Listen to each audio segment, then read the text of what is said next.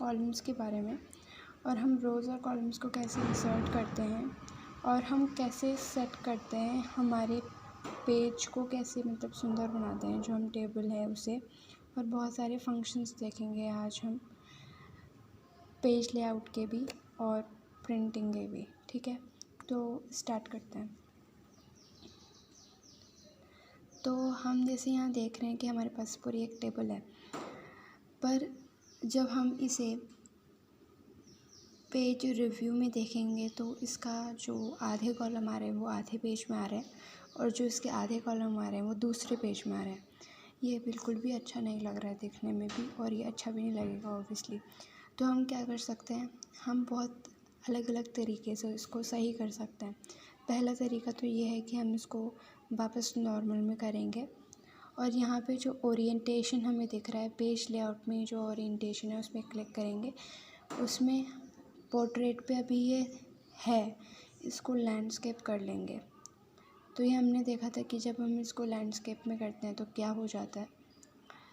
तो अब अगर हम इसको लैंडस्केप में करने के बाद इसका पेज लेआउट देखेंगे तो वो उसमें हमको दिख जाएगा कि पूरा का पूरा जो है एक पेज में आ रहा है।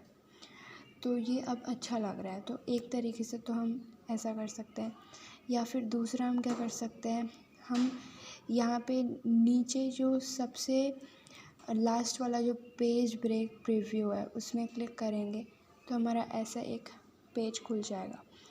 ये तो अभी तब खुल रहा है जब हमने लैंडस्केप किया हुआ है। अगर हम इसको लैंडस्केप से हटा कर अगर नॉर्मल करेंगे, जैसे हम नॉर्मल में चले गए, हमने ओरिएंटेशन कर ली पोर्ट्रेट, और हमारी वापस ये जो लाइन है ये बन चुकी है। अब ये वाला आधा पेज में आएगा, ये वाला आधे पेज में आएगा। अब हम इसको दूसरे तरीके से कैसे सही करेंगे, हमें यहाँ पे एक लाइन दिख रही है ब्लू कलर की, तो हम इसे ड्रैग करके लास्ट में ला सकते हैं।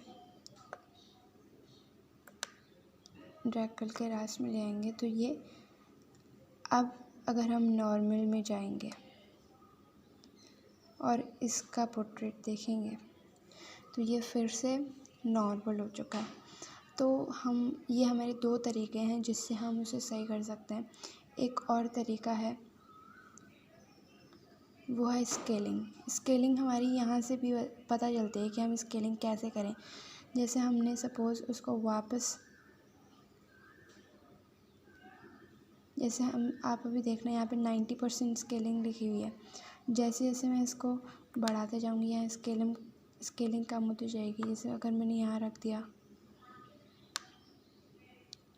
यहाँ से मैं स्केलिंग कम सपोज़ ऐसे करके बढ़ा रही हूँ या घटा रही हूँ। जैसे मैंने सपोज़ कम करी स्केलिंग 85, 90, तो ये बढ़ते जा रहा है, ये जो पेज है ये बढ़ते जा रहा है। तो ऐसे हम स्केलिंग करते हैं। स्केलिंग हम डायरेक्ट पेज ब्रेक पे जाके भी कर सकते हैं और यहाँ से भी स्केलिंग कर सकते हैं। तो मैं अब इसको नॉर्मल लैंडस्केप मोड में ही ले आऊँगी। अब हम जाते हैं अपने नॉर्मल पेज पे, हमारा इसका ओरिएंटेशन पोर्ट्रेट ही कर देंगे हम। तो अब हमने देख लिया कि हम कैसे करते हैं प्रिंट। अब हम जाएंगे कि हमने देख लिया कि हम सेट कैसे करते हैं। अगर हमारी कोई प्रॉब्लम आती है कॉलम्स या रोज़ इधर उधर होने में, तो अब हम देखेंगे कि हम इसको प्रिंट में कैसे करते हैं। तो जब भी हम प्रिंट कर रहे होते हैं तो हमें डायरेक्टली प्रिंट नहीं करना है इसे। हम क्या करेंगे, हम फाइल में जाएंगे।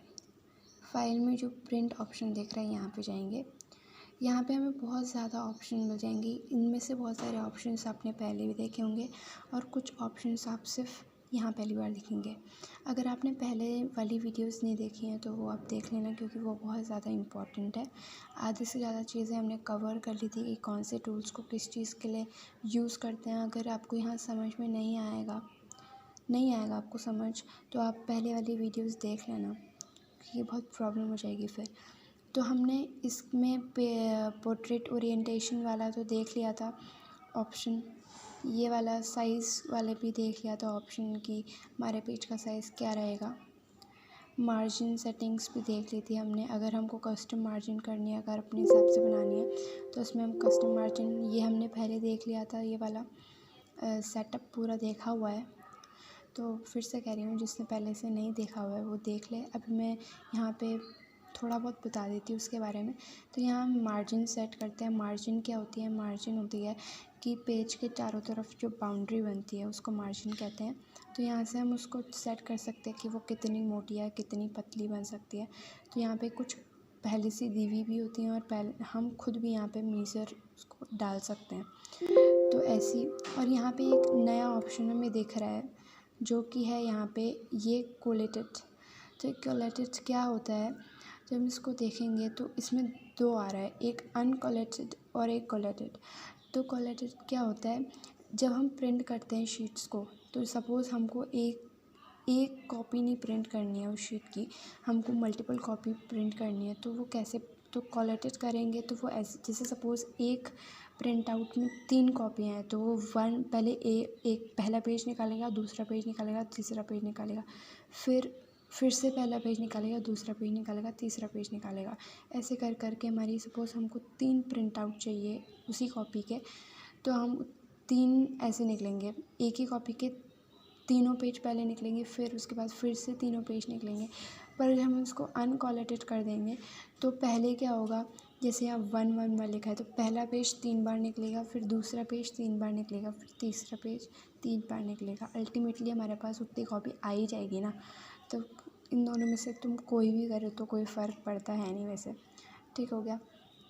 अब यहाँ पे जो हमारी प्रिंट एक्टिव शीट्स लिखी हुई है, तो प्रिंट एक्टिव शीट्स क्या होती है? सपोज़ तुम जब अपने सेल्स वाले पार्ट में वर्कशीट में गए हो, तुमने अगर वहाँ पे सेल्स सेलेक्ट करा हुआ है कि कौन सा प्रिंट एरिया जो हमने पढ़ा हुआ था पहले, तो अभी मैं फिर से बता देती हूँ, पर हमने पहले ये पढ़ा हुआ है। प्रिंट एरिया क्या होता है?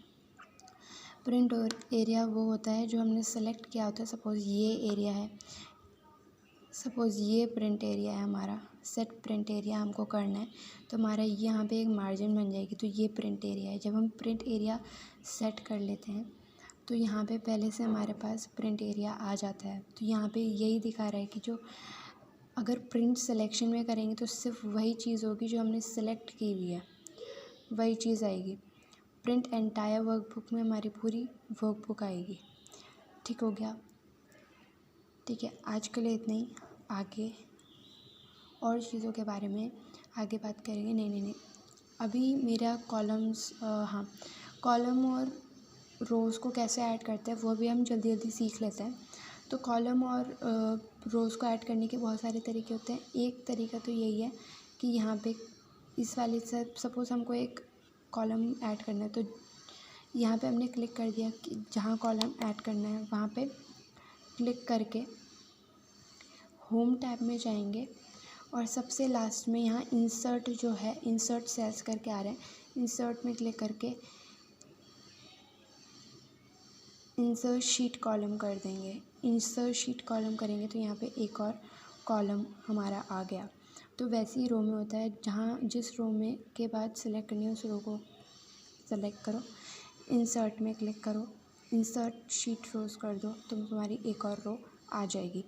अब हम सीखेंगे सेल इंसर्ट कैसे करते हैं। अब सेल इंसर्ट करने की ज़रूरत तब पड़ती है तब जब हमें पूरी रो या पूरी कॉलम जो है वो नहीं डालनी है हमें सिर्फ कुछ सेल्स या कुछ कॉलम्स डालने हैं। तो उसके लिए क्या करेंगे, हम पहले अपना एक रेंज सेलेक्ट कर लेंगे। अब रेंज सेलेक्ट करनी भी मैंने सिखाई थी पहले।